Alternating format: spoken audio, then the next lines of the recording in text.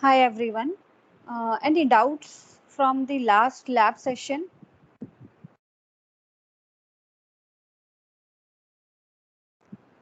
Am I audible? Yes, ma'am. Yes, ma'am. Okay.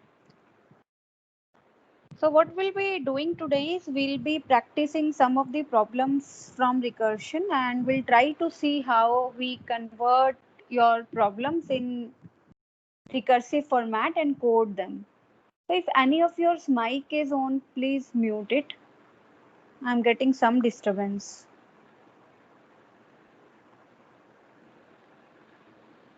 Okay. So in the last lab, we discussed about what is recursion when a function calls itself. So we call it recursion. And we have seen one example of factorial. So today we'll be taking another example. Have you heard of what are Fibonacci numbers? Any of you?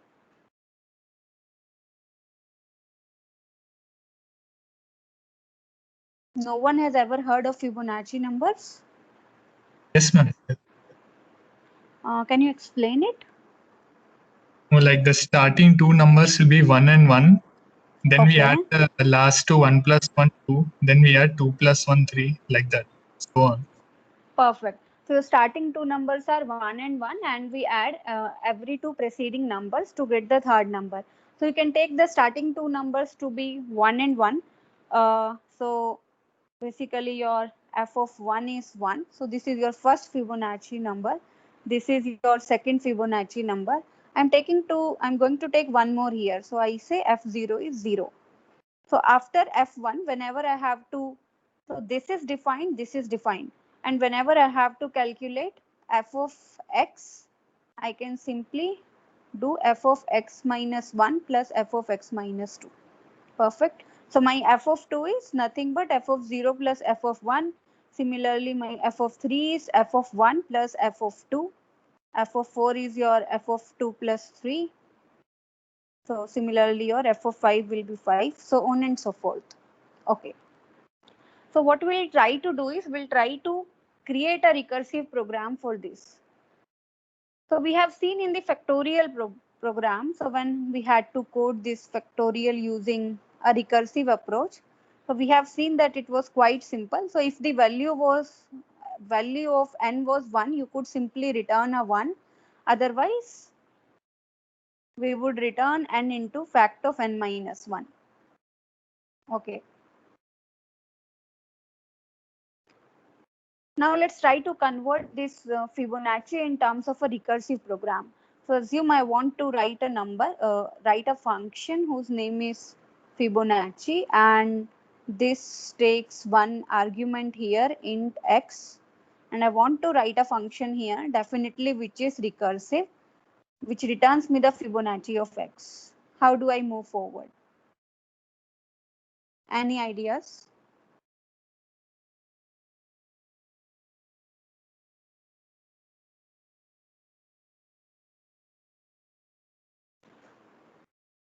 Anyone?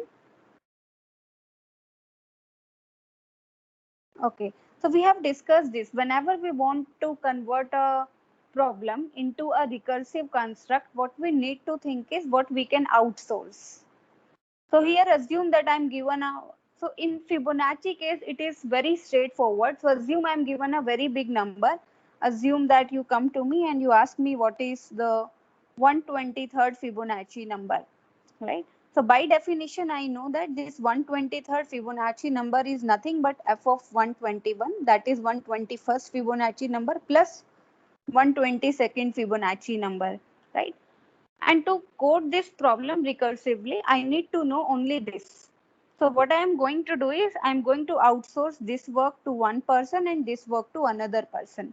So in the case of factorial program, a recursive, so this a recursive function has called it only once.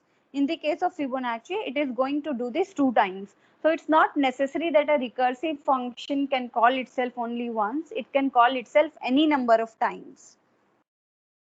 So what I need to know is if I want to know the Fibonacci for any particular index here, let's say Fibonacci of 123, I'll assume that there are people who will tell me what is Fibonacci of 121 and what is Fibonacci of 122. and I only have to add them up. So it's none of my business how these two people are calculating these two Fibonacci numbers. So this particular case, so any recursive program has two cases. So this particular case is called as recursive case, right? And what is the second case we'll need? So if you look at it recursively, what Fibonacci of 122 will require? It will require Fibonacci of 120, which will require Fibonacci of 118, so on and so forth. A time will come when to solve this entire thing, you will need the Fibonacci of 0 and Fibonacci of 1. So Fibonacci of 0 can't do this. So Fibonacci of 0 can't say that I am Fibonacci of -1 plus Fibonacci of -2. No. So we know what are F0 and F1, and these are our base case. So any recursive code is made up of these two things, base case and the recursive case. So let's code the base case first. So for doing the base case, what I can do? So here we can simply say if the value of x is 0 or if the value of x is 1. What should I write? So we have seen that Fibonacci of 0 is 0 and Fibonacci of 1 is 1. So if x is 0 or if x is 1, what shall I return? So you return x. So if it is 0, it will return 0. If it is 1, it will return 1. Otherwise, in the another case, you can simply return Fibonacci of x minus 1 plus Fibonacci of x minus 2. And you are done. So your code is complete here. Okay. So this, what does this code require? For the base case, I have an if loop here. For the recursive case, I have a plus here. Can you tell me how much time this code will take to execute? So by time, I mean, let's say this particular step. So a comparison, let's say a comparison takes 1 unit time. So you have, I think, already studied complexity in your theory classes. So let's say comparison takes 1 unit time and your addition also takes 1 unit time. Other operations do not need any time. So how much time this entire code will take to execute? Assume that I'm calculating the Fibonacci for a number n. So how much time will it take? How many operations will it do? Any idea? So you can assume n to be a big number here. Okay, assume that n is a big number here. So can you tell me how many times this comparison will be done? So when I execute this code and in main I pass this Fibonacci of n, let's say n is 10. So I'm passing Fibonacci of 10. So how many times this comparison will take place during the entire code, during the entire execution? 10 times. 10 times, right? So every time I call this function, I'm going to do this comparison. So it's going to happen 10 times. Perfect. How many times this addition will happen?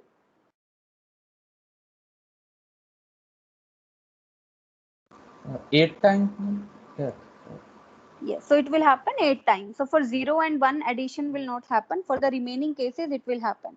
So how much is the complexity of your entire code? If this was n here instead of 10, so your complexity will be, so n times you are going to perform this comparison operation. So n for that plus, and you are going to do this addition n minus 2 times. So overall it becomes 2n minus 2, which is nothing but order of n. So if you solve this Fibonacci question using your recursive approach, its complexity is order of n.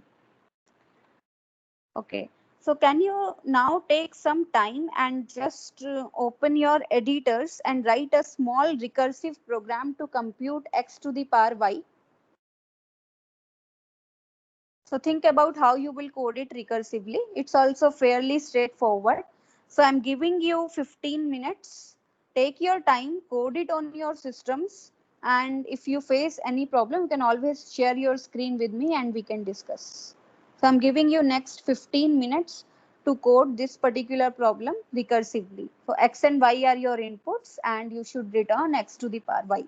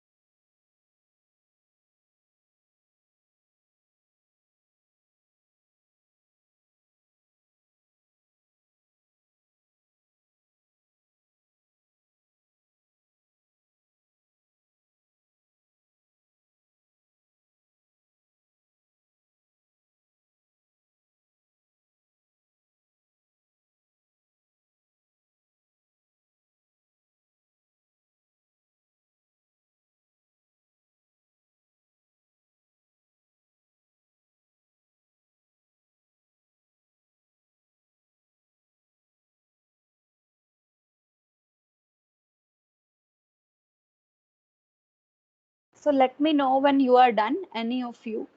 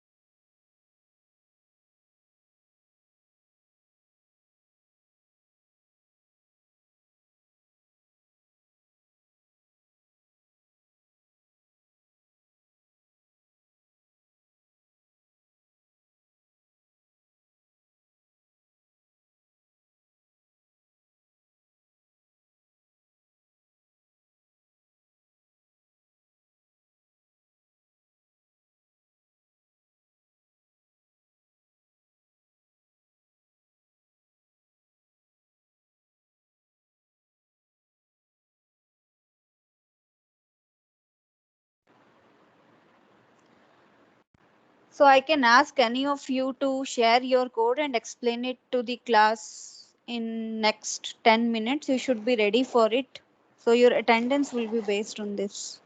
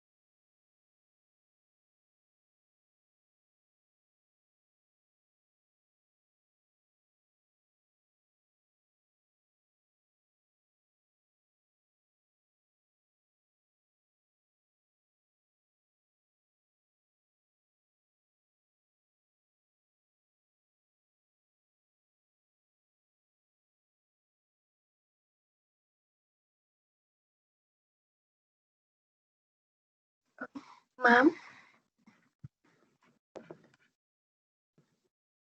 Yes, please tell me. I took a function. I did it, but I took a function involving 3 inputs. So is that? Involving 3 inputs. Can you please share your screen? Yes, ma'am.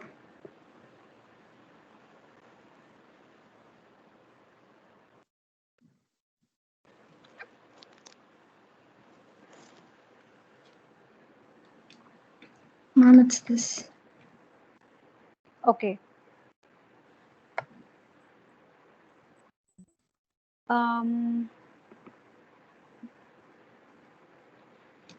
Okay, so why do you need 3 inputs here? So you have two numbers A and B, which we have taken as input. Okay, the name of your function is multiply. Um, okay, in multiply you are passing A 2 times. Why is that? So see, anyhow you want to pass only A and B. So you are collecting A into a local variable X as well as into another local variable A. So actually in your multiply function, X and A are the same thing, Okay. isn't it? Yeah, I don't need them. Yes, so you can work with 2.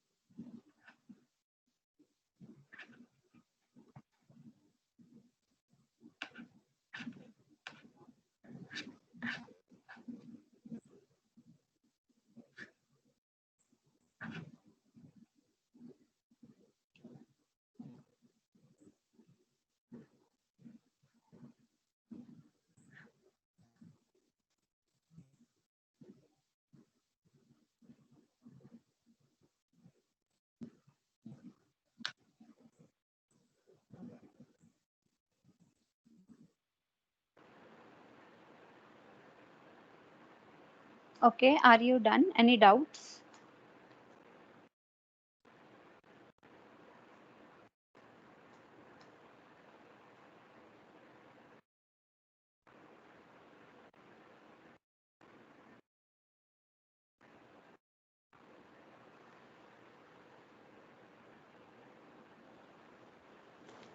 Okay, will one of you would want to volunteer it and explain the code to your fellows?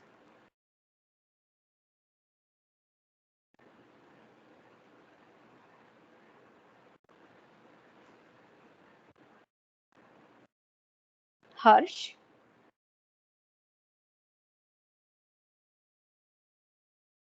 Harsh, are you there?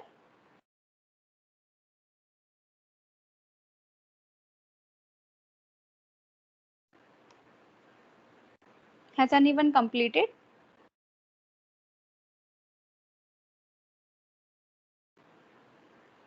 Vaibhav?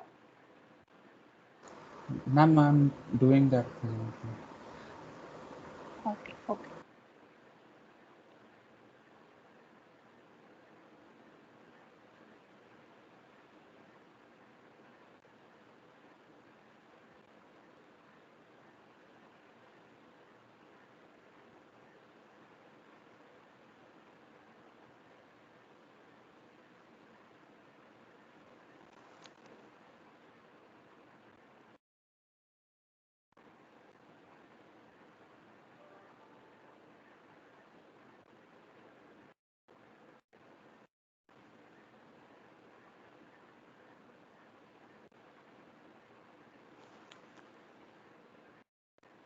Anyone else?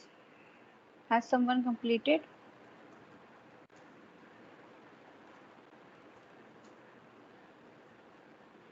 Anirudh?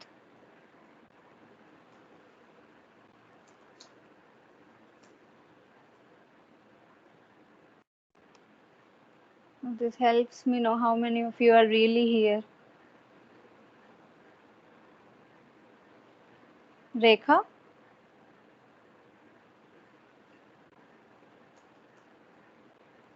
Vishal? Hello, ma'am. It's Rekha Siddhartha. Siddharth. Okay, Siddharth. Have you completed? No, ma'am. Still doing it. Okay.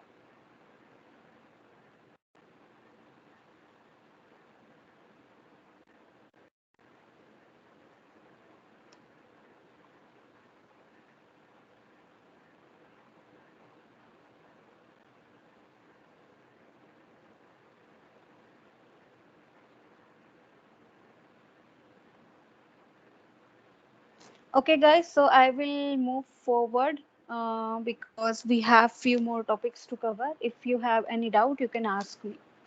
Or if you're stuck somewhere, feel free to clarify your doubts. So you can use these 2 hours to practice and clarify your doubts.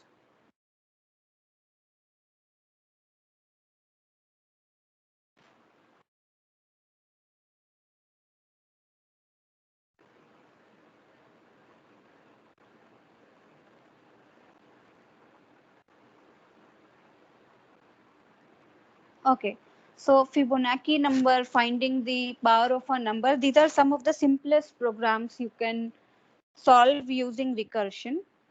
So I'm now going to take one more example, which is slightly complicated, and there are many ways to do it using recursion. I hope I'm audible. Yes. Okay. So let's say I want to reverse a number. So in the last lab, we discussed about how you can reverse a string using recursion. So we have looked at how you can use the concatenation operation to reverse a string. But reversing a number is quite different from reversing a string. So let's say I give you a number like 45617, and you are asked to reverse it using recursion. How will you do it?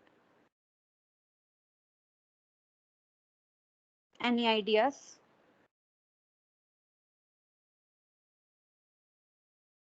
So if you think about iteratively doing it, the process might be a little more complicated. So recursion makes our life easy in the sense that We have discussed in the previous lab. So whenever you have to solve a problem using recursion, you can assume that a bigger subproblem of it is already solved for you. So let's say we are talking about reversing this number. So we can do two things here. So you can assume that somebody has already reversed this 5617 for you. Assume that it is already reversed for you. So what you have to do to the final solution? So I'm writing this reverse function for 45617, and I'm already given the reverse of 5617. So what I need to do? The reverse of 5617 is 7165. Right? So what I need to do with this reverse string so that I get the reverse of the whole number? I need to multiply it with 10 and add a 4 to it, right? So I can write this entire thing as reverse of 5617, multiply it with 10 and add it with 4, right? And then again, I'm not concerned about how this thing will be reversed because my recursive process will take care of it. So when you'll have to calculate the reverse of 5617, it will again split back into reverse of 617, which is already done for you, into 10 plus 5. So on and so forth. So it will keep breaking into subproblems. What is the base case here? So this is the recursive case.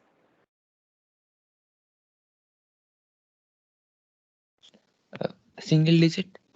Single digit, right? So time will come where you'll have to, let's say, calculate the reverse of 17. So this one will require the reverse of 7 with it. So that's a single digit. And base case is very straightforward here. So what is the reverse of a single digit?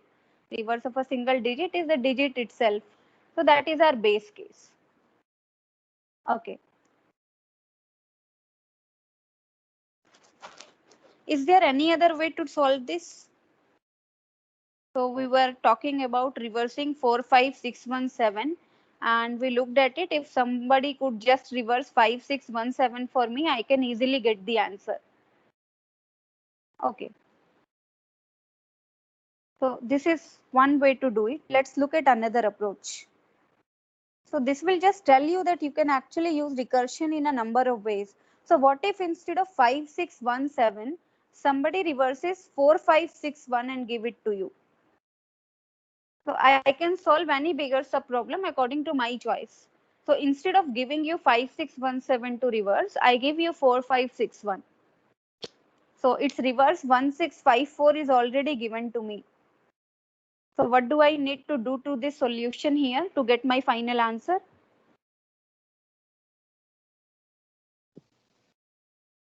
Multiply into 10 power 4 and add.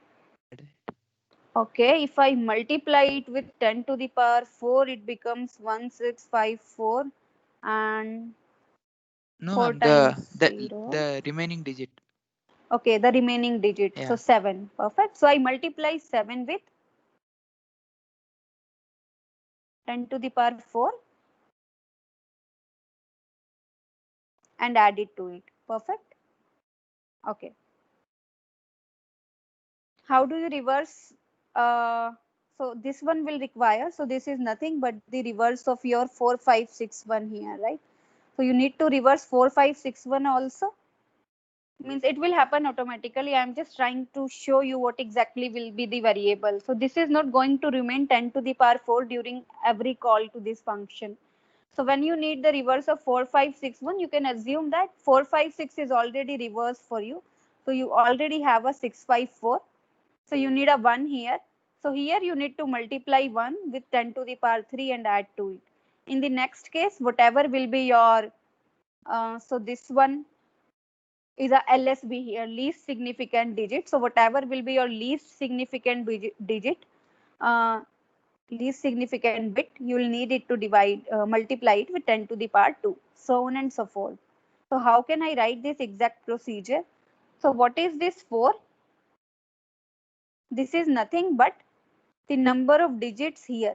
What is this 3? Nothing but the number of digits here. Okay. So we have these two recursive processes which we can use.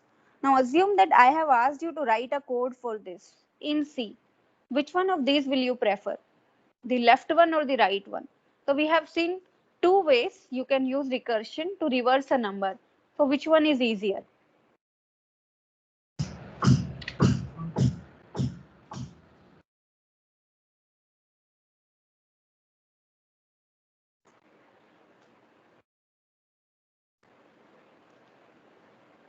So see, what all will you require for solving this?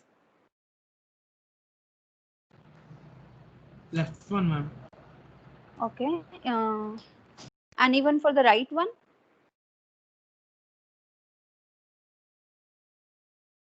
Any other for the left one? Okay. So let's talk about the left one first. So what all kind of computations will you need if you want to reverse this? So let's say I have this function where I want to do the reverse of a number n, right? So my base case is definitely if the number of digits in n is 1, and that's easy to check. How do I check if number of digits in n is 1? I can simply check whether n is in the range from 0 to 9, right? So if n is from 0 to 9, the number of digits is 1. So if it is 1, I can simply return n. Okay. So the text is taking some time to come on the screen. Okay. Else, if the number of digits is not 1, right? I want to do a reverse of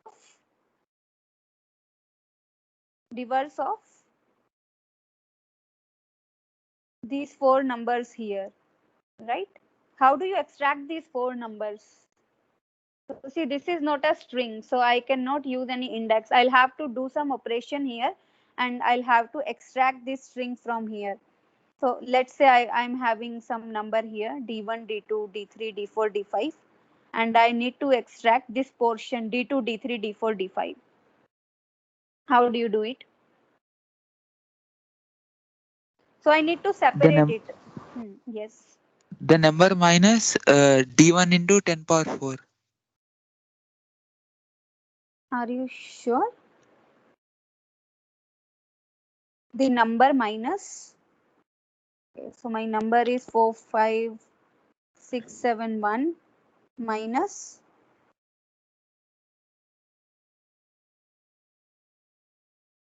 40,000. 40,000. So for Yeah. doing that 40,000, you need a 4, right? Yes. So how do we extract that 4 now?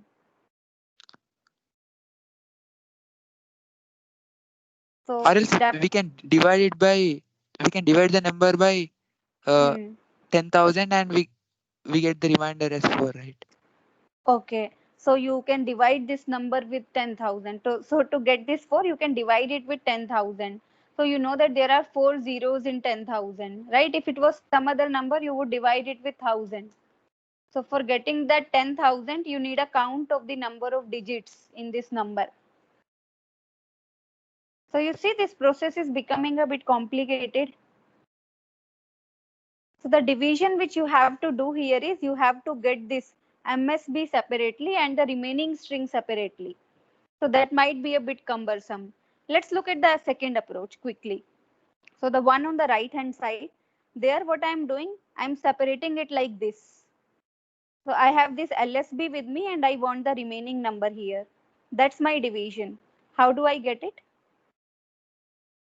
Divide by 10. Divide by 10 and it is done. So I divide it by 10. So my quotient is this part and the remainder is this part, right? So you see, so I get my quotient here, which is 7, and my remainder goes here in the reverse of 4561. And definitely again, I need that I have to multiply it with 10 to the power 4. So this is the number of digits. Okay, so how do I compute number of digits? So we have seen that even in the first case, we needed the number of digits. In the second case also, we need the number of digits. So for this, we need a submodule. Given a number, let's say I give this number 45617 to you. How do you tell me how many digits are there in this?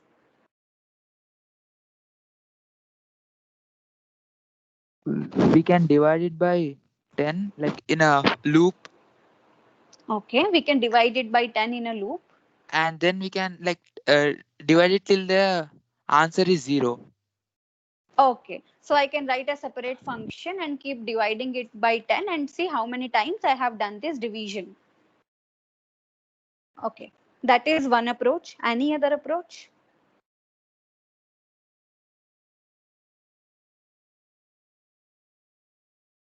Okay, tell me, what if I take log 10 of a number?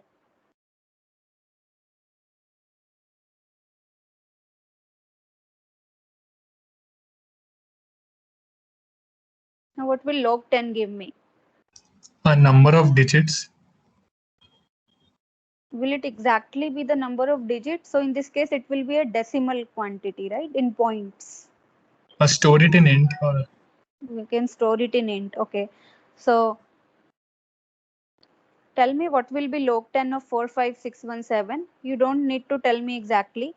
So let's say 45617 is someone here. So I'm taking this 10,000 here and I'm taking 100,000 here, right? So I know that log of 10,000 is 4. Log of 100,000 is 5. So log of 45617 is going to be 4 point something. Let me say 4.xyz. Right? So can I say that if I want to know the number of digits in a given number n, I can say that this is log 10 of n, take its floor plus 1.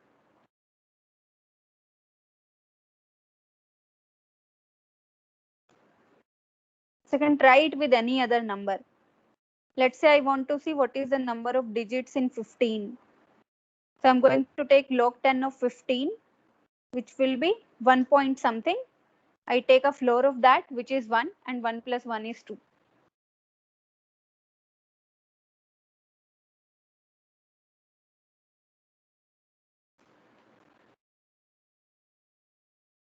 Is it clear?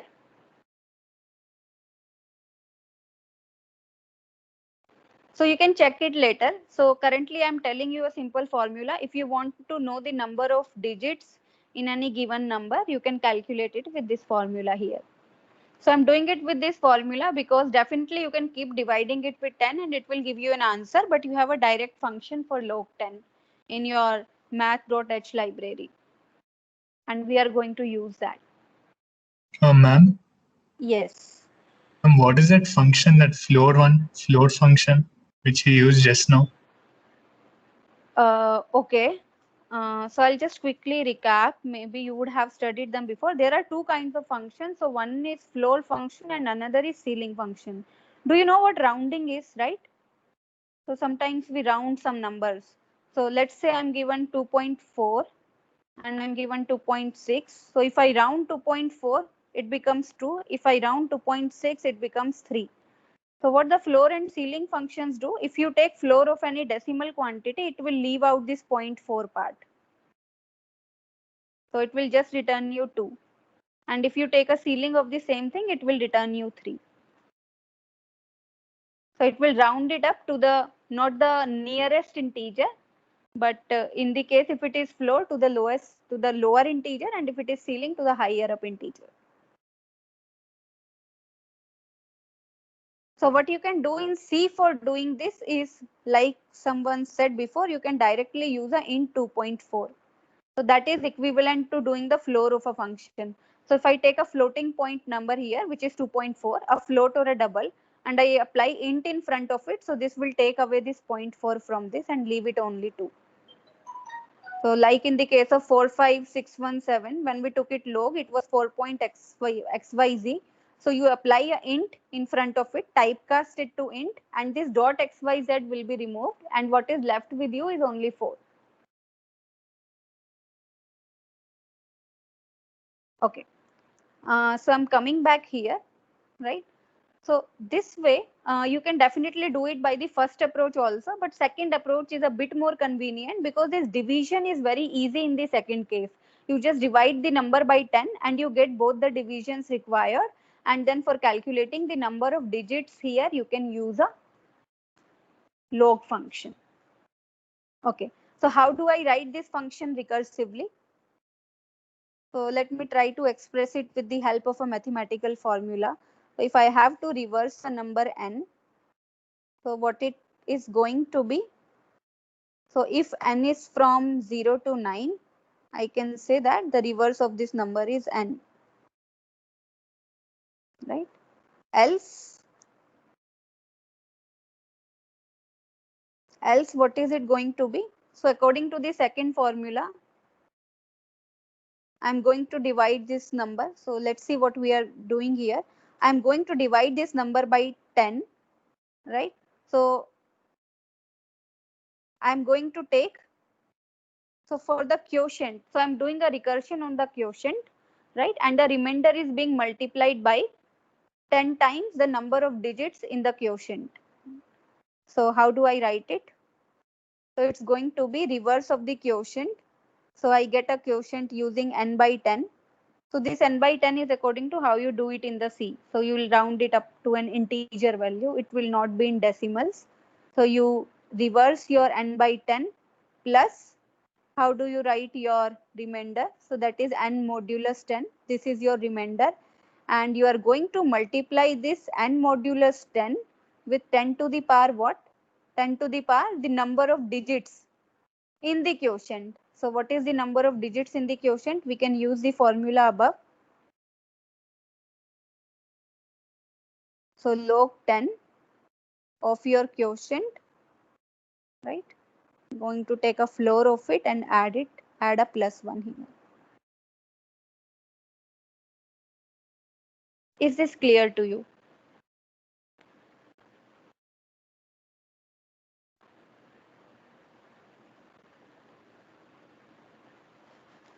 Okay, can you try coding it now? So I have given Ma'am? you all the, yes. So instead of using the log function, we can use a while loop and then have three variables. One will be remainder, the second will be sum, and the third will be the division, divide by 10 step. So we can check the condition. If num is greater than or equal to 1, it'll keep breaking, and then after that it will calculate the reverse of it. Definitely you can do that. So that is an iterative way of solving this problem. So what we are now discussing is the recursive way of solving the problems. So as we discussed in the last lab, any problem you can solve with iteration can also be done with the help of recursion. And probably for this particular problem, maybe solving it iteratively is easier than solving it recursively. But in most of the cases, recursive solutions are easier to look at. So what you said is correctly, is perfect. So every time you can keep dividing this number. So what did you say? So let's say I have this number 56314. So instead of doing it recursively, I can do it iteratively.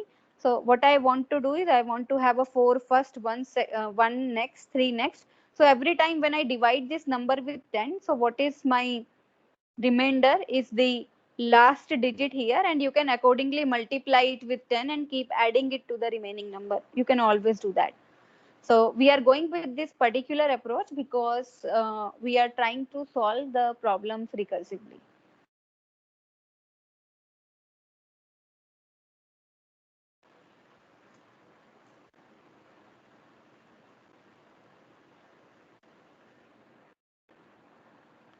Okay.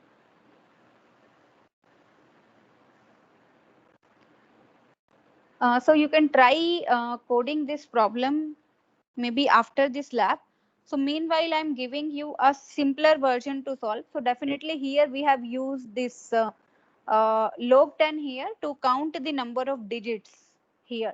So can you just write a recursive program to count the number of digits? So as you said, definitely we can keep multiplying it with 10 and see how many times we multiply it. But can you think of how we can do it recursively? So I'm again giving you some time. So you can take 10 to 12 minutes and try to write down a recursive function to count the number of digits in a number.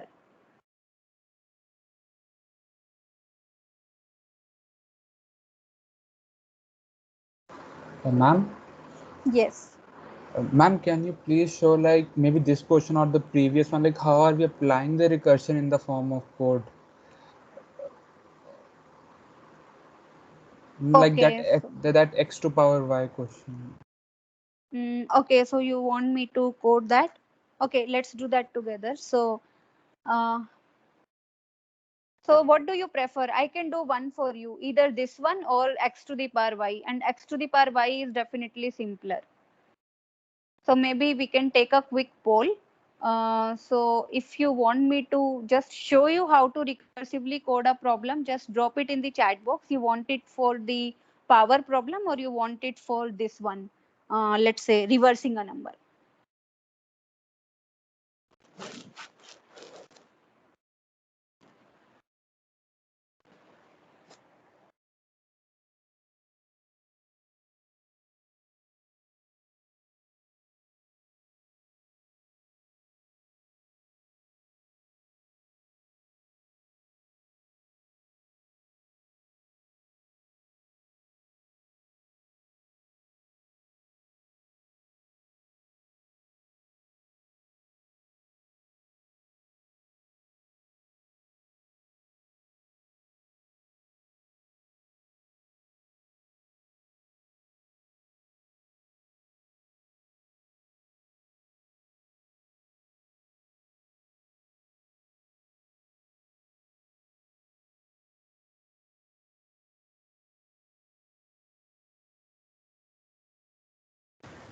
Okay, so what we can do is I'll quickly show you how to code it for the power, and for the reversing one, I'll see if I have already written code, I can just explain it to you. So let's just do it for the power one. Wait a second, I'll share my screen.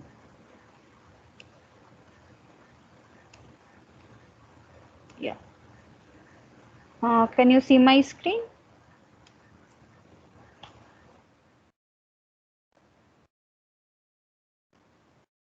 Is my screen visible, people? Yes. Yes. Yes. Perfect. So I'm just okay. So I have already written code here for the reverse one. It has some errors in it. So we'll just look at it. Let's start with the power one. So I have some libraries here. So let me take the arguments from command line. If you have any doubt there in command line arguments, you can ask me right away. Because in all your labs, we'll be using command line arguments. So this is my number of arguments and I have my arguments here in this array. So as of now, I am not incorporating sanity checks here. So I want to calculate x to the power y. So I need two arguments here. Let's say I have a x and I have a y here. And how do I get the value of x? So the value of x is in my argv1. What is argv0? The file name. The file name. Perfect. Okay. So I have my two numbers here, and what I want to print is nothing but I want to have a power function, and I'm going to pass x and y there, and the function should print x to the power y. So I'm done with my main code. So now let's go and try to design this power code. Okay. So even I'll have to think about it. I didn't give it a thought before. Return type of the function, type of the arguments. Let's make it A and B. Okay. Let's think about how we'll code it recursively. So let's say I'm given 7 to the power 8. Right? I have to calculate 7 to the power 8. So how can I divide it?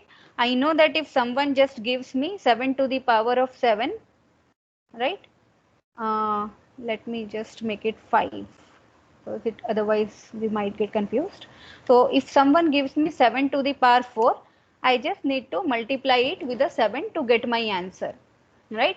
And 7 to the power 4 will require 7 to the power 3, which will require 7 to the power 2, which will require 7 to the power 1. which might require 7 to the power 0. And 7 to the power 0 will require 7 to the power minus 1, which doesn't exist. So our base case is nothing but 7 to the power 0, right? So what is your base case? In any condition, it's going to be a to the power 0. So when b becomes 0, that is your base case. Everyone with me?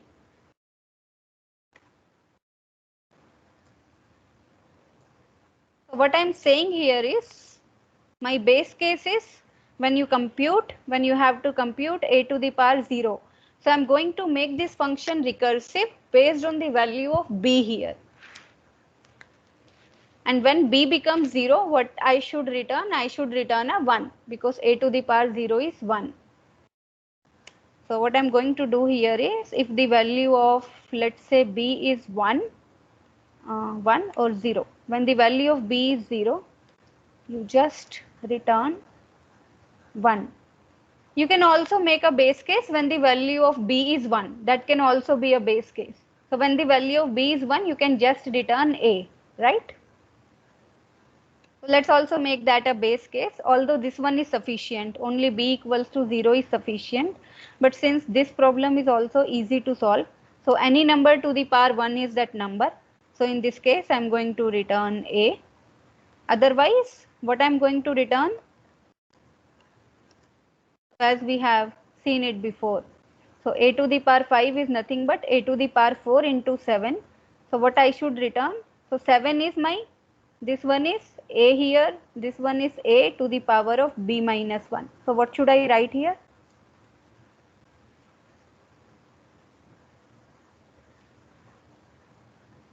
What should I write here? Are you lost? Is something unclear?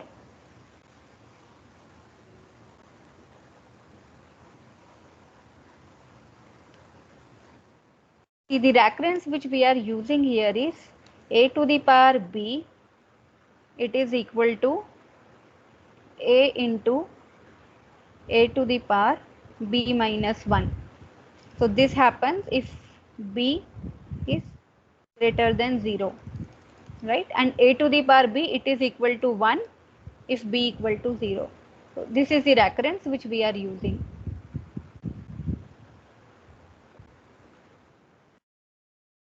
Tell me, what should I return here? It's already written in front of you. 1. 1? Is it? So if b is 0, I think it is not clear. So see, what I am doing here is, I know that if I have to calculate a to the power b, right, which I am writing as power of ab. So this is nothing but a to the power b, right? So if somebody gives me a to the power b minus 1, I just need to multiply that with a. That is my recursive case. So this is nothing but a into a to the power of b minus 1, right? So this is the recursion here. You just need to understand this thing, that a to the power b is nothing but a into a to the power b minus 1. Am I correct here? Similarly, Yes, what ma'am. is a to the power b minus 1? It is nothing but a into a to the power b minus 2. It is a to the power b minus 2, nothing but a into a to the power b minus 3, so on and so forth. So when we go on this way, a time will come when this b will become 0. So as an example, if I want to calculate 2 to the power 3, so this is nothing but 2 into 2 to the power 2. 2 to the power 2 is nothing but 2 into 2 to the power 1, which is nothing but 2 into 2 to the power 0. And as soon as I come to the 0, 2 to the power 0. So when b becomes 0, then we return a 1 here. Right? You can actually remove this one in case if it is confusing. So see, this says that what if I pass 2 and 0 as arguments to this function? So I'm calculating 2 to the power 0. So if it is 2 to the power 0, a 1 should be returned to me. If it is something else, then what should you return to me? You should return a into B, power of a comma b minus 1.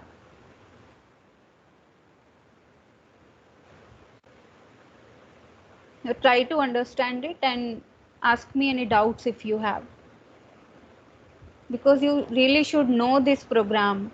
Recursive, we'll see more complicated recursive problems later on, so you definitely need to understand this one.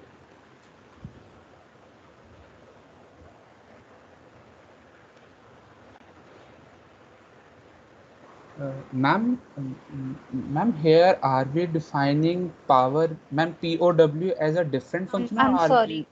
I'm sorry, that's my mistake. I'm very sorry. I'm very sorry. Everywhere it is power function only. We are not using any inbuilt function here.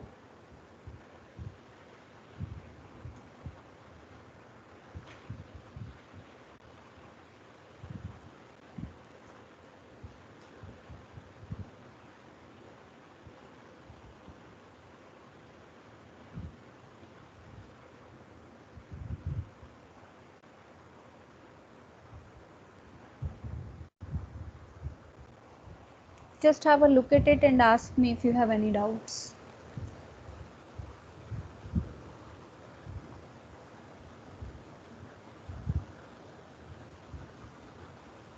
Ma'am, Yes. b is equal to 1 condition should also be present, no, ma'am. So see, we can take that, we can even leave that. So the reason we can leave that is what happens when b is 1. So if b is 1, I am going to return a into power function of a comma 0, right? So let's say b is 1. So you will be computing something like, let's say 7 to the power 1. So by this condition, in this case, b is 1. So if b was 0, it would have returned 1. Otherwise, it's going to return a into, so a is your 7 into power function of a and b minus 1, so which is 0, right? And what this thing will become in the next iteration. So it will take one more call in the next iteration. Since b is 0, it will return a 1 here. So this thing will actually become 1 in the next iteration. So you will get this thing here, 7 to the power 1 is 7.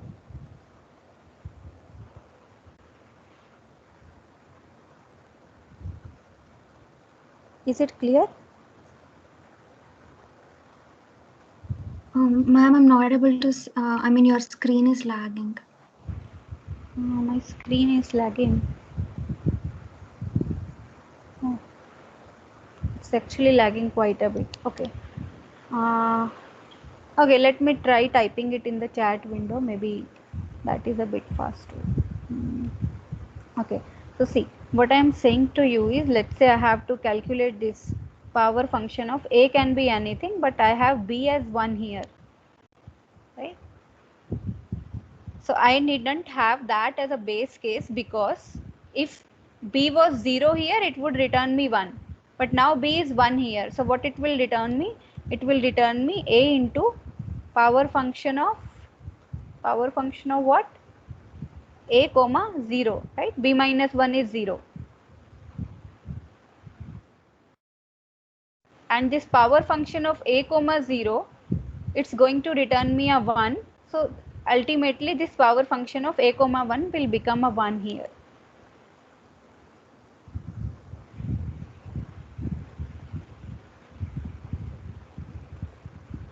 Still not clear?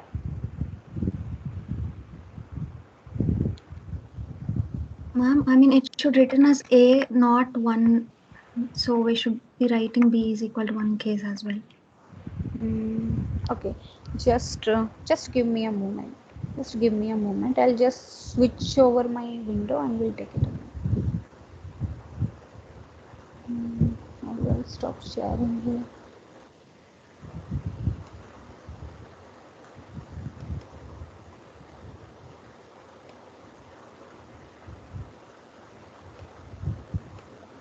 Okay, just a second.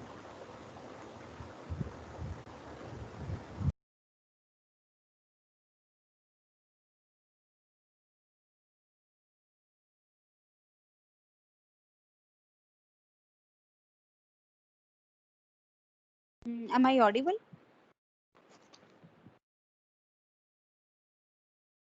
Yes, ma'am. Okay. So take your time. Ask me as many questions as you want, but make sure that you understand what's happening in a recursion. So I'm going to discuss this power example here with you. Okay.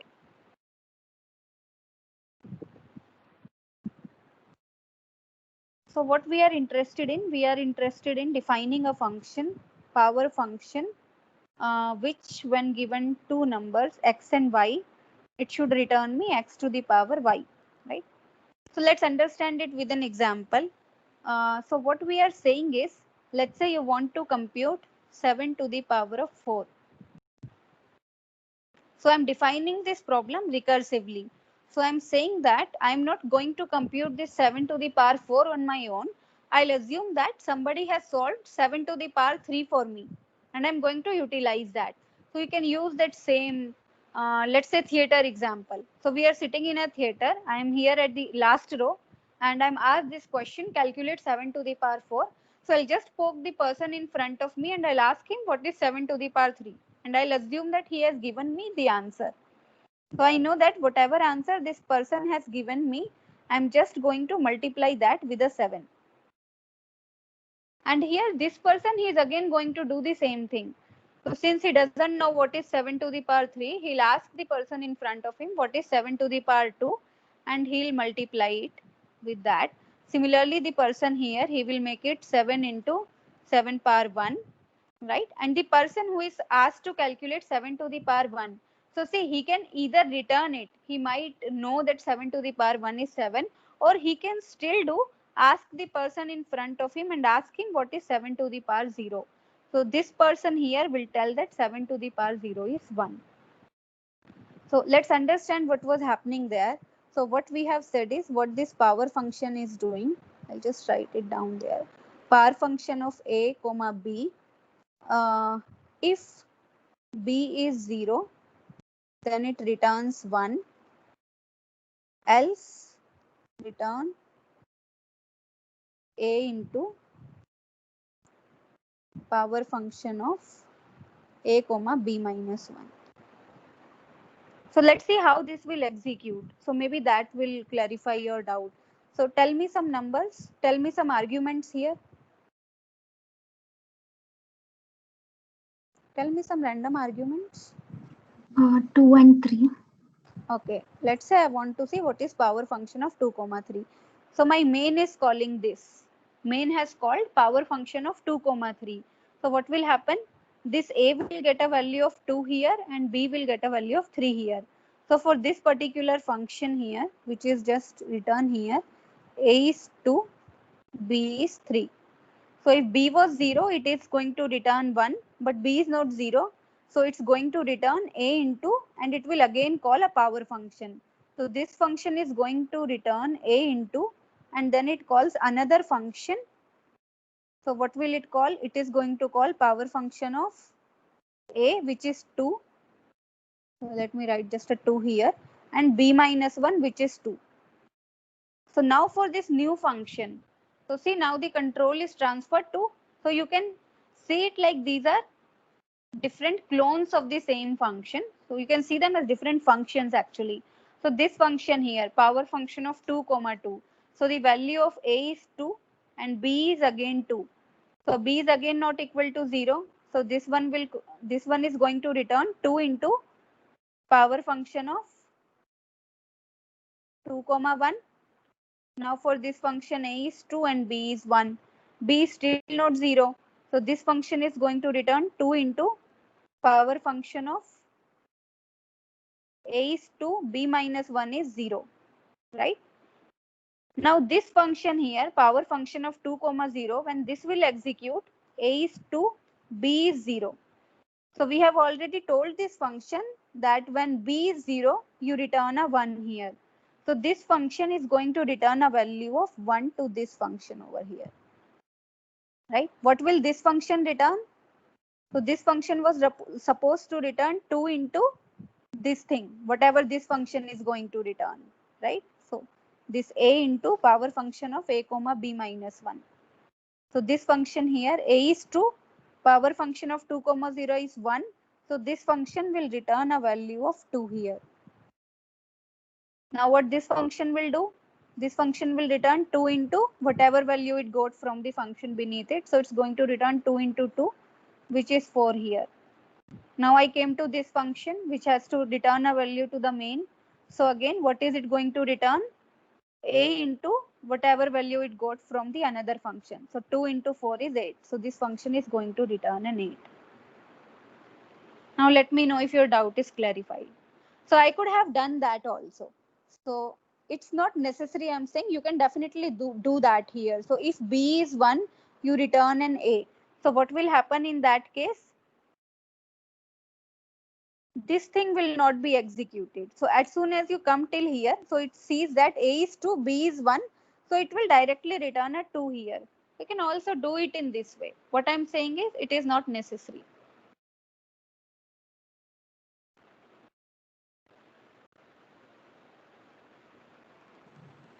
Okay. Yes, ma'am, it got cleared. Okay. Any other doubts?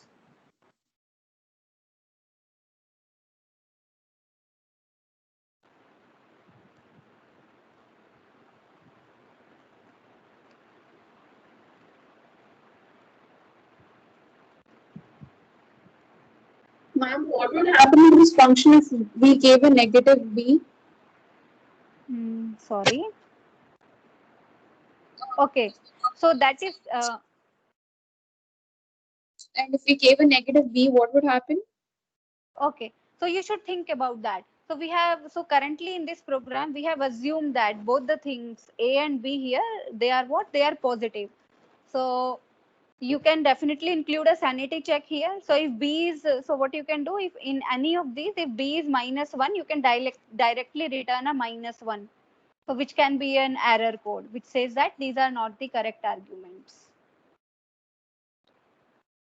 Okay. Is there something else you would want to do for -B?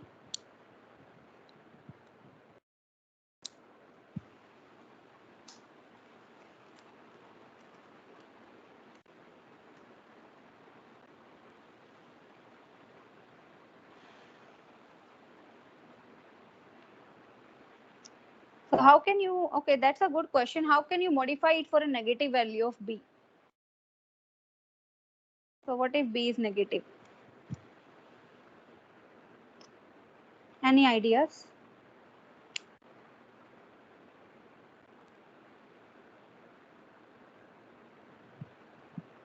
If we put a conditional for if b is less than 0, we do it as a into a to the power b plus 1. A to the power B plus 1. Okay, let's see. So if I have 2 to the power 3, I'm going to multiply 2 3 times. What if I have 2 to the power -3? Ma'am, Hmm. ma'am, we can just take the reciprocal directly. Okay, so we can take the reciprocal. We can make it 1 by 2 into 1 by 2 into 1 by 2. So what I can do in this case, you can make it a conditional code. So you can have a conditional here. So let's say I'm given 2 arguments. So in case your B is positive, let me name it power function positive. So I'm going to call a power function positive, right? In case B is negative, I can make one more function, which is, let's say, power function negative. And in this case, I'm going to call this function. Okay. Can you tell me the recurrence relation for power function negative? So let's say I have this power function negative and the arguments I'm given is, let's say A comma B, where I know that B is negative. That's why I have come to this particular function here. What will you do? A divided by a to the power b plus 1 or b. No, it will be b plus 1. So what I want to do in this case, let's say I want to compute 2 to the power -3. Let's again think about it recursively. So if somebody gives me 2 to the power -2, right, what would I want to do to it? So 2 to the power -2 is 1 by 4. I would want to multiply it with 1 by 2, right? So how can I write it recursively? Is this correct?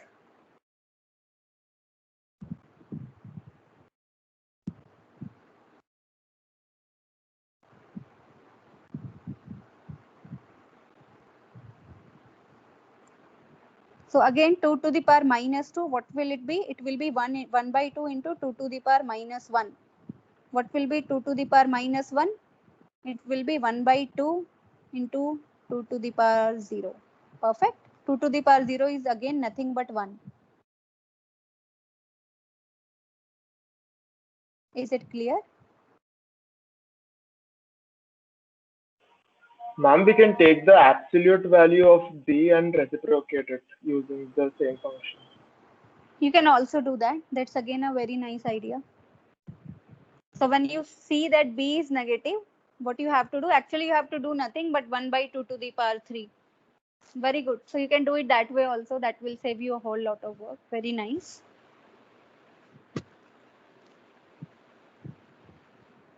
And in this particular case, you can write it in a recursive way as well.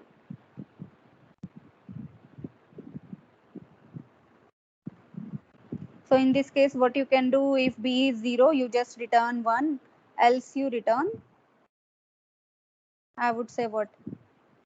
Float of 1 by a into your power function of a is again your 2 and b is now incremented by 1. So you can write it with something like this. If you want to write down a recurrence relation. Otherwise, that solution is pretty good. So if you have calculated a 8 here, so in case b was negative, you can just take a reciprocal of this.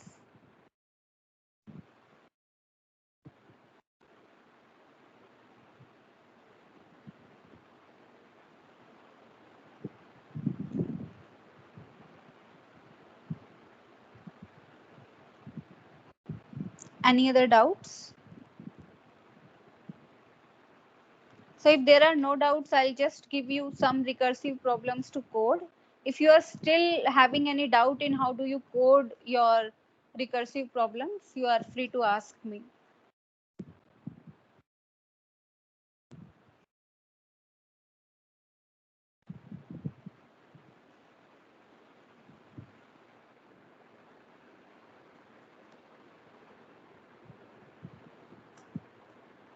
So what all you need to do is you should just be able to devise that recurrence relation.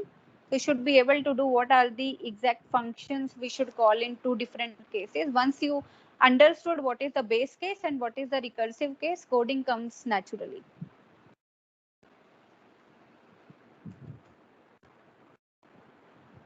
So if you have no doubts, I'll give you certain problems to solve. We still have 40 minutes. So you can just take a look at these, try to code them, and if you have any doubts, you can ask me.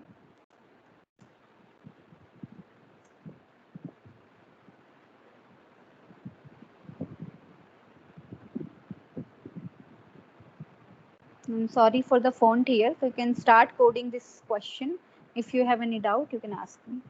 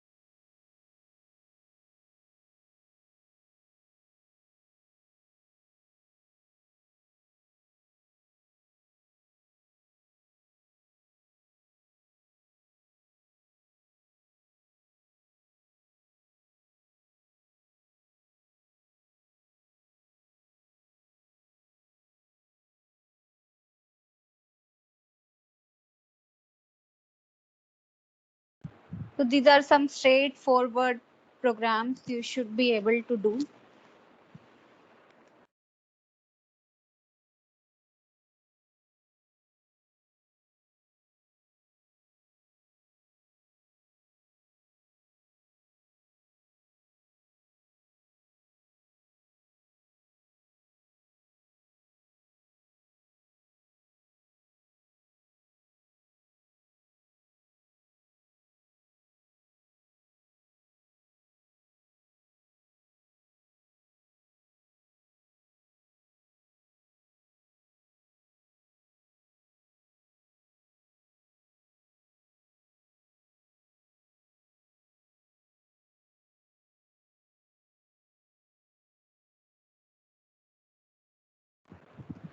You just try these problems for the next 10 or 20 minutes, and if you have any doubt, you can ask me. So you don't have to submit these, but you should know how to code these programs for your labs. And especially, I would like to state that tomorrow you'll be going out and working in some companies. So these are not the kind of questions they will ask you. The kind of questions they'll ask you will be some real world applications for which you will require some thinking. So rather, even I'll share list of some questions which are generally asked in the placements. So you can definitely not solve those problems if you are not comfortable with these basic concepts. So spend some 10 to 20 minutes thinking about these problems, trying to code these, and if you face any problem, I'm right here.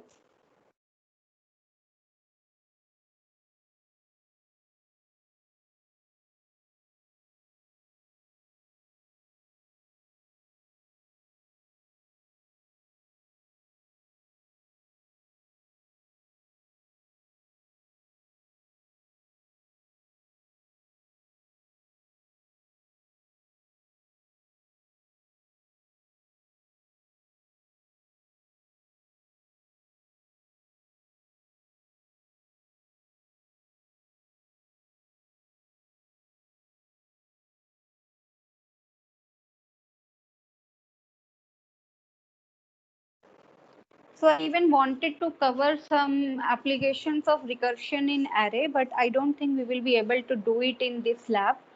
So I'll just give you some problems to think about. If we'll have time for it in the next lab, maybe I'll explain it to you, but you should definitely get going thinking about these, because later these will be used in many of your algorithms like binary search and merge sort, which are even essential for your theory classes.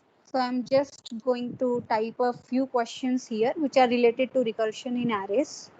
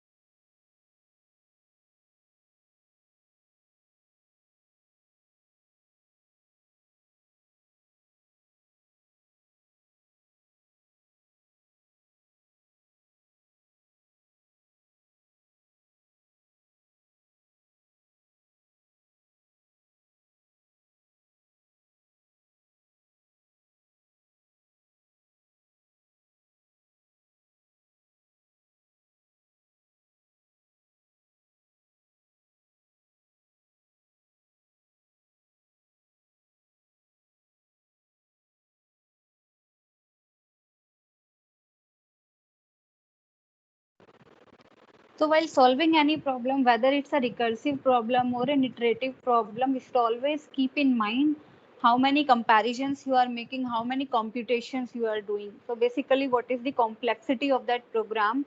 And then you should try to compare the problems, the same problem, how much is its complexity when you solve it using recursion, when you solve it using iteration, and which one is better. So what do you think for a program like, let's say, the factorial? So factorial, we can do it with recursion. We can also do it with iteration. So which approach is better? I also posed this question to you in the last lab. Did anyone look it up? So which one is better, recursion or iteration? I'm just repeating the question here. I'm not going to give you the answer to it. I want you to look it up and think about it.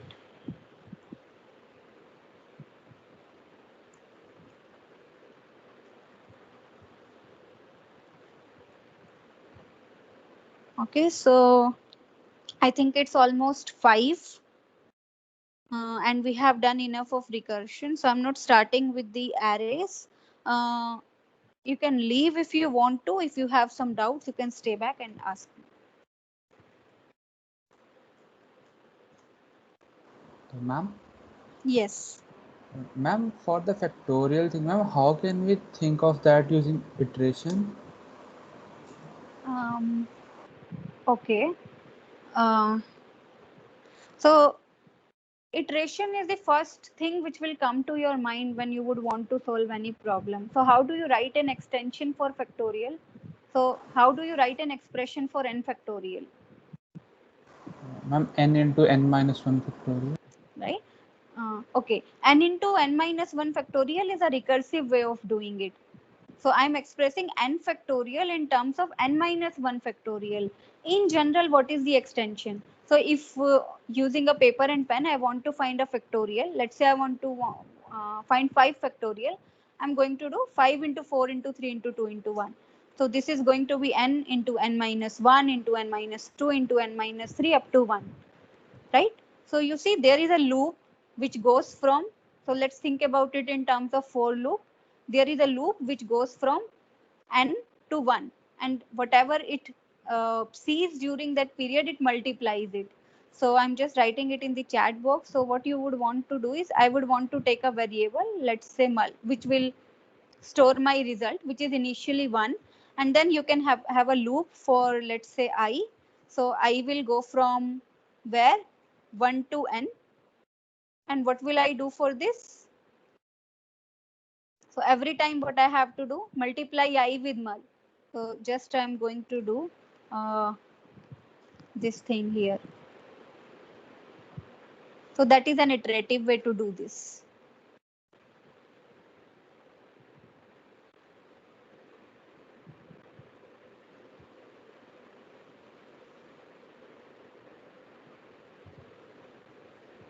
Is it clear? Yes, ma'am.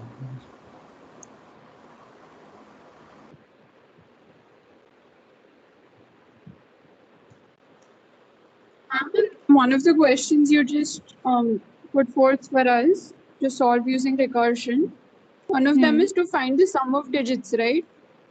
Yes. So can we convert it to a string and do that? Okay. Can you convert a number into string? Yeah. So string And then add is, digits. okay. String is what? String is a how? What is a string in C? In C, a string is an array of characters. Right. So when I convert this entire number, let's say my number is 321, and I convert it in a string, it is this 321, which is Right. character 3 plus character 2 plus character 1. So you Right. should see that this 3 plus 2 in C, it is not equal to this. What? So if you are adding two numbers, 3 and 2, it is 5. But if you are taking 3 as a character, right, and then you are treating it as an integer, it will go for its ASCII value. Okay. So you'll have to figure out a mechanism so that first you are converting a number to a string, then you are taking individual characters of those strings, and those characters you are converting them back into digits such that they should give you the value of the actual digits. Maybe yes, you can use an a to I function. You can do it that way.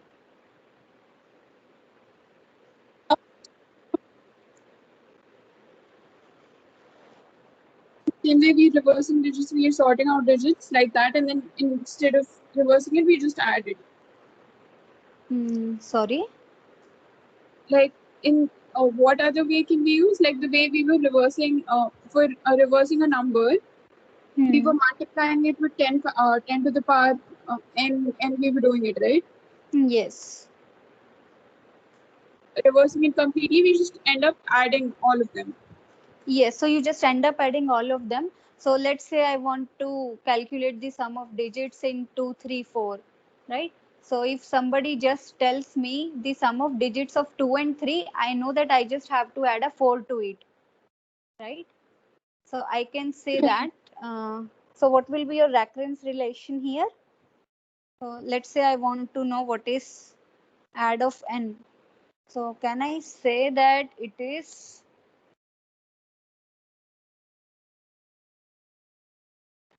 Okay, just look at this. Can I say that this is, let me know if it is correct or not.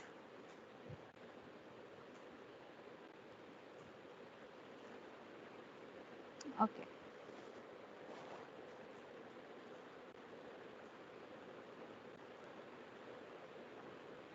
So if you have 234, so add of n by 10 is going to be 2 plus 3, which is 5, plus n modulus 10 is going to be 4. Is it clear?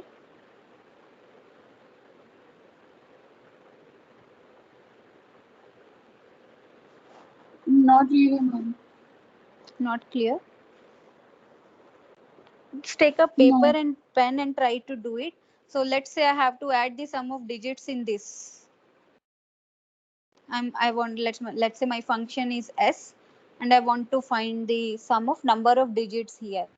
So what was the principle we are using in recursion? If somebody could solve a sub problem for me, let's say that let's say you want to compute this, and I give you this value here. Let's say 3457.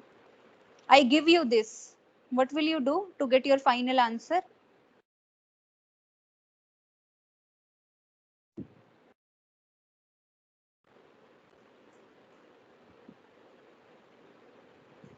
We first load for 3 digits, and for like finding out that of 3 digits, we load for 2 digits, and first we load for 1 digit. See, in this case, it is straightforward. So whenever, see, again and again, I'm saying, whenever you have to solve a problem using recursion, you assume that somebody has already solved a part of it for you. So I'm saying that you have to calculate s of this 3, 4, 5, 7, 8, right? You want to calculate this, and I have already given you s of 3, 4, 5, 7. So s of 3, 4, 5, 7 will be what? 3 plus 4 plus 5 plus 7. I've already given you that. Okay. So what would you do to that to get your final answer? We add 8. You will add 8.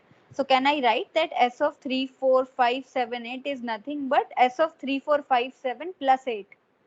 Right. Right? I'll just write it down here. Make sure that you are with me.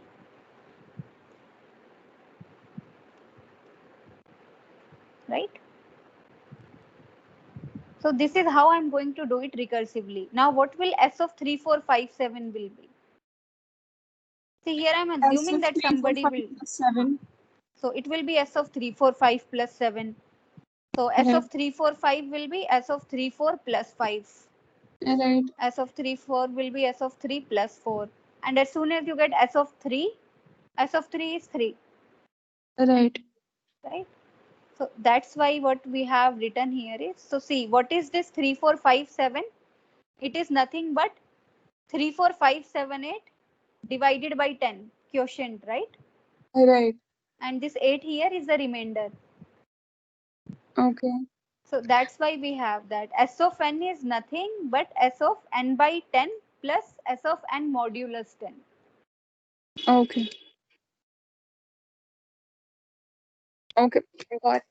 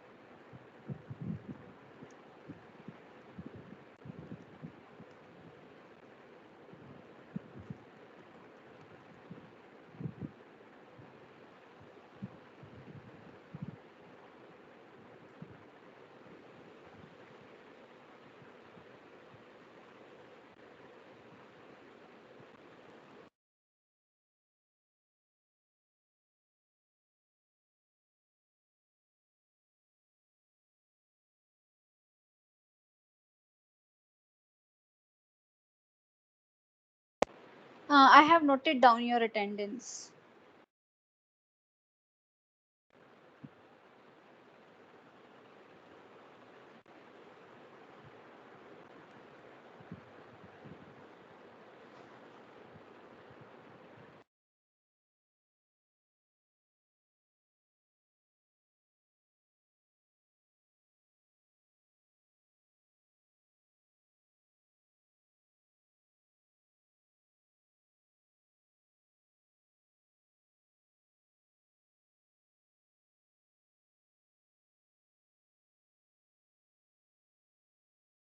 Ma'am, Yes. Tell me.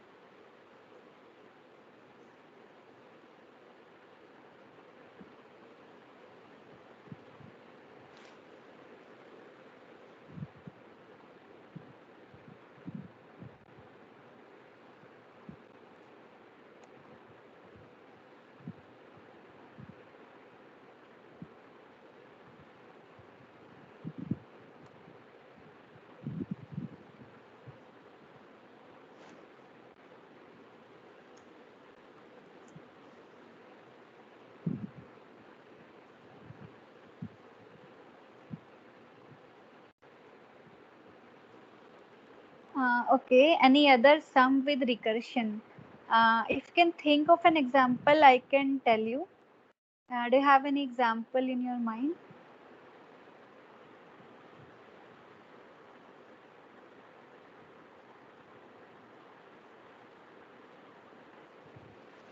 So what can help you is actually take any problem which we do using iteration and try to do it using recursion. So that will be very helpful. Even a very simple program such as printing an array. So till now, how we were printing an array? We were printing it with the help of iteration. So you would iterate I from 0 to n minus 1 and you will print. Can you think of how you will print using recursion? So I can have a print array function which uses an iteration, and from I to 1 it prints everything. Can you make this function recursive so that it prints array while calling itself?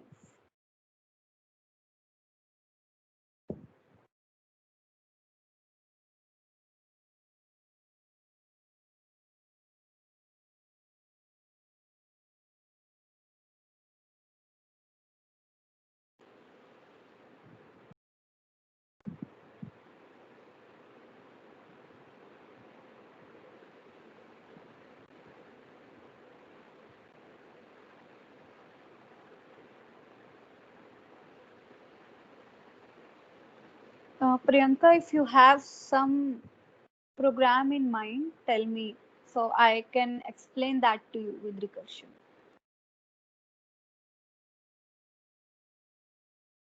Or a better ways to look at all the problems in C you have done till now, which you have solved using iteration, and try to convert them into. Okay, adding all digits. We just did it, right?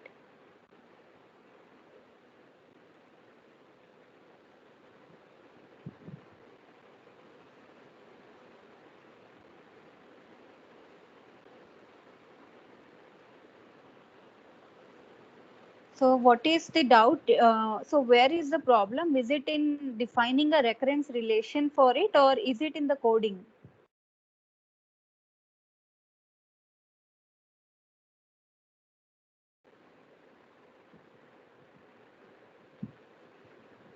Okay.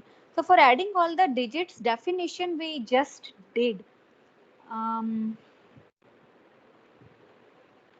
Adding all digits we just did it, right? So if you have something like 6784 and I have to add up all the digits of this number, so I know that if I get the sum of 6, 7 and 8, I just have to add 4 to that. So every time what I'm doing is adding this remainder. We just did it. So if there is any particular spot at which you have problem, then tell me. Or maybe you can look up at some of the recursive problems and we can discuss them in the next lab.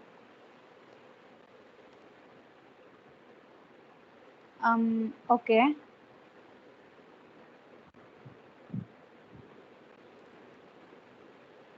Let me think of something. So I have.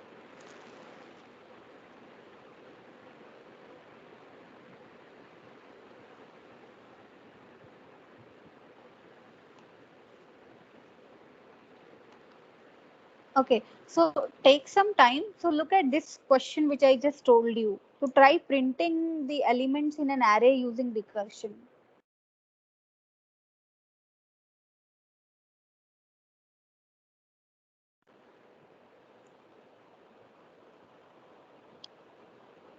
So take some time to understand it. In the next lab, we'll try to do some more examples. And if some example comes to your mind, we can discuss it right away.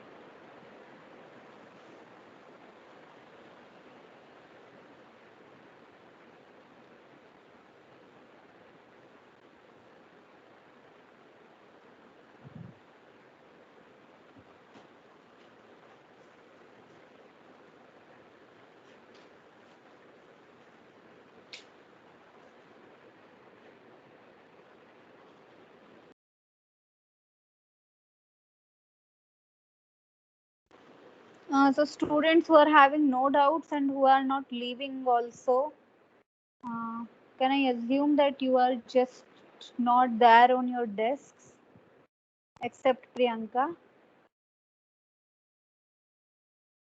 Ma'am, I have a question. Hi, yes, tell me. In the power example, like we coded written a into power function of x comma y minus 1. So instead of that, if we just write x is equal to x into a and then call the function of x comma y minus 1, it would be more efficient, right? Can you just write it down in the chat box or share your screen? Okay.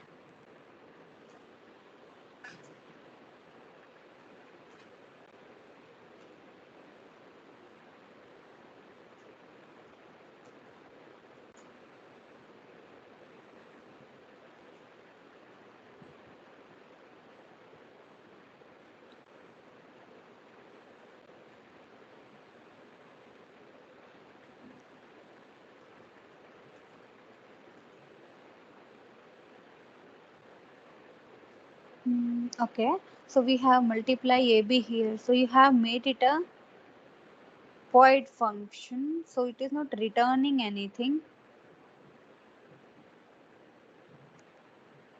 Okay.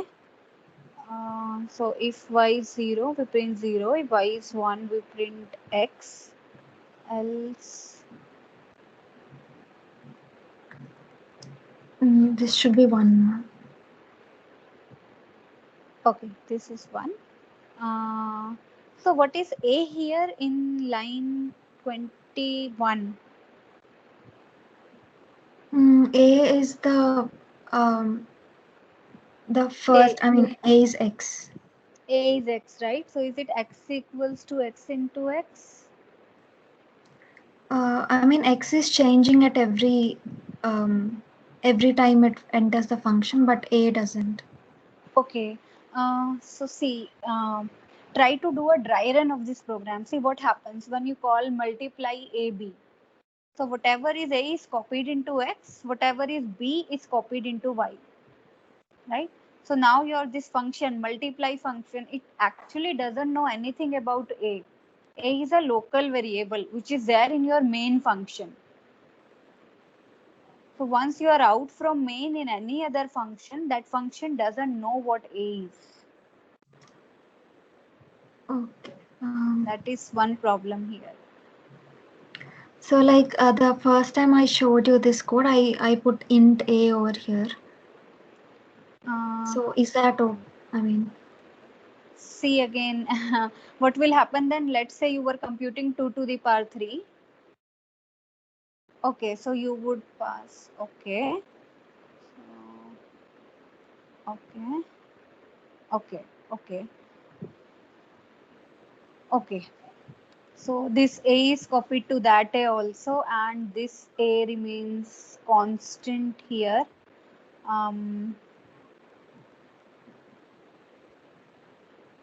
So one thing again you should observe here.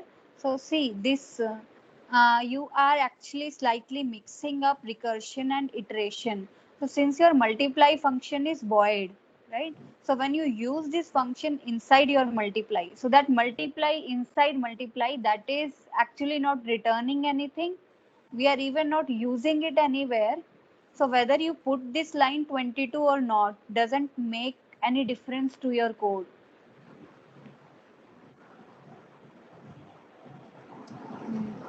Are you getting my point? No, ma'am.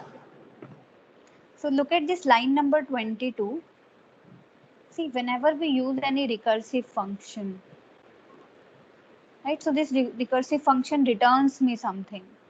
So let's say when I wanted to do 2 to the power 3. So when we did it as, let's say, how do I tell it to you? See, the whole point is if your function is void and it doesn't return anything, so you're simply calling this function in your 22nd line here. This line is actually doing nothing. You can, even if you remove this line from your code, it will make no difference.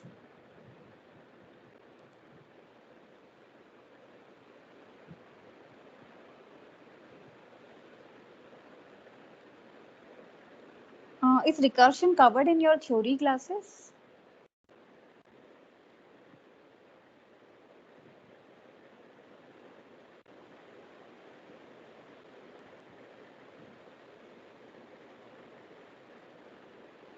Ma'am? Is recursion covered in your theory class?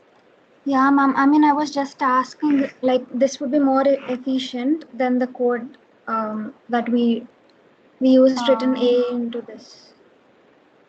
See, actually, I can't say that it will be more efficient because as of now, it's not even correct. I mean, it's giving me the right answer. Can you just compile it and execute it?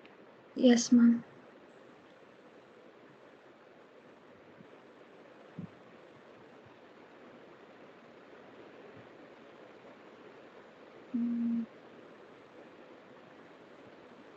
So where are you printing the final value? I'll be printing the final value when this reaches 1. Okay, this multiply function is also printing. Okay. My mistake. So even it's a void function, it is printing something, right? Okay. So what you are doing, it's 0, it's 1. If it is 1, it prints x. Else you multiply x with a and multiply. Let's say I pass 2 and 3 to this function. So your x is 2, y is 3. So this one doesn't print anything. So it makes your, yeah. So this one is also correct. But why I would say that it might not be more efficient is, so since it is taking more number of parameters, right? So previously when we were using that power function, that was taking 2 parameters. This one takes 3. So it takes more space. And if you look at the, I think number of comparisons will remain almost, the other operations like multiplication and comparisons will remain the same as the previous one. So I would say this code is as efficient as that one in terms of your time, but in terms of space, it is taking some additional memory. Because every time you call this function, one new int a will be created. But this is correct.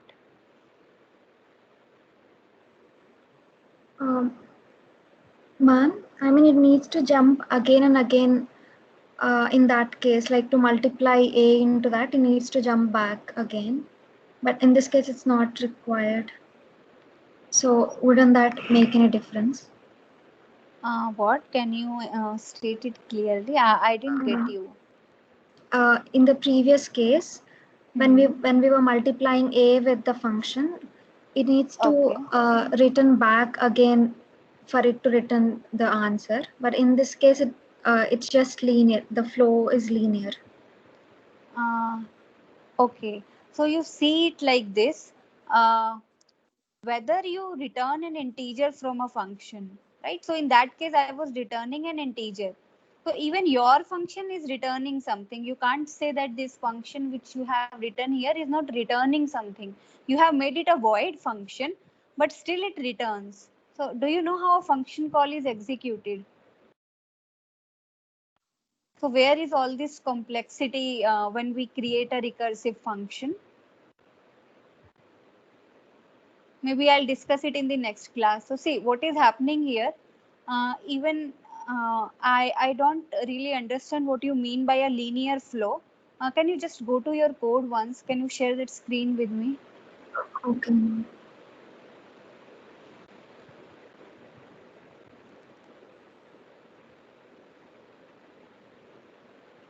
Okay. So do you know that every instruction which is written here, even your code, it is somewhere stored in your memory? Yes. Right? This file is somewhere in the memory. And when you execute this code, so there is a control which is reading your code line by line, and it is trying to execute your functions. So let's say from main, you pass two parameters, 2 and 3. So it called your multiply function, right? So what happens when you call this multiply function from main? So see, if your entire, when you say no linear flow, so linear flow means all the instructions in your code, they are executed in a serial fashion. Let's say I say A is 2, B is 2, C is A plus B, and then I write some instructions. So in this case, I'm not jumping from anywhere to anywhere. It's a linear flow. But in this code, what is happening? You start from main, then it calls the function multiply. So your code have to jump to execute that function multiply, right? So now there are certain local variables in main. Sometimes after you execute this multiply function, you have to come back to main, right? But this function won't know anything about those variables. So you'll have to store those variables somewhere so that when you come back to the main, you can access them. So these variables are stored somewhere. Then you come to this multiply function. So this multiply function, when it again calls your multiply function, right? So when we say a function is calling itself, this multiply function which you have written here inside this loop, it is considered as another function. You do not remain in the same function. So when you call this multiply, let's say x is 2 and then y is 3. So you are in this function multiply 2 comma 3. It calls multiply x comma y minus 1, which is multiply 2 comma 1. So now that's a new function which is executing. So it's again not a linear flow. It is the same flow. Whether you return void or whether you return int, it doesn't create a difference in the flow of your program. Maybe you will read more about it in your operating systems or computer architecture course.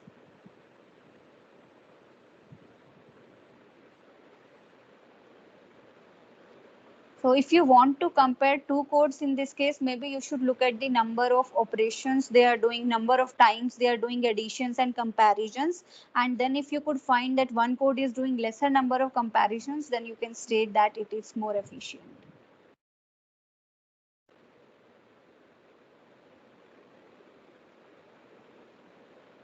Is it clear?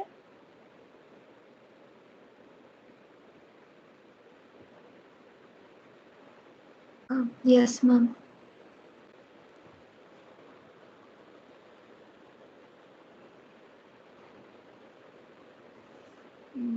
Okay, I think the time is up. If you have any more doubts, maybe we can take them in the next lab. So I'll just close this meeting now. If you have any quick doubt, you can ask me. Ma'am, also the base address can never be 0, right? Base address for? Base address for anything can never be 0. I mean, for an array or something. You mean the address from where it's stored in memory? Yeah. Yes, that depends on your operating system. So which memory accesses are legal for a user program? No, ma'am. I mean, the base address is the address of the first element in an array. Okay. So the first element also has some word size. So it will be occupying some bits in the memory. So the address will definitely not be 0, right? Okay, see, these are different things. Uh, if you mean to say the size of this element, so even let's say you have an array of one element, it will occupy 4 bytes in your memory. When you are talking about the address of this location in memory, it can be anything. So your memory mostly have addresses which are hexadecimal. So it will have some address from there.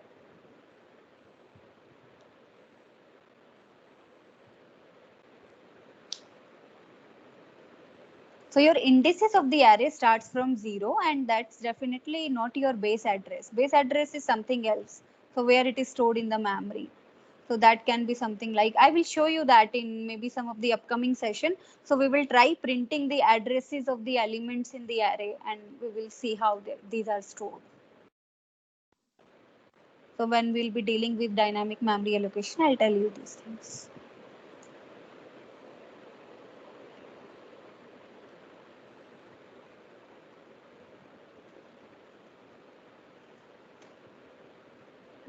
Is it fine? Yes, ma'am. Pratyusha, do you have any doubt?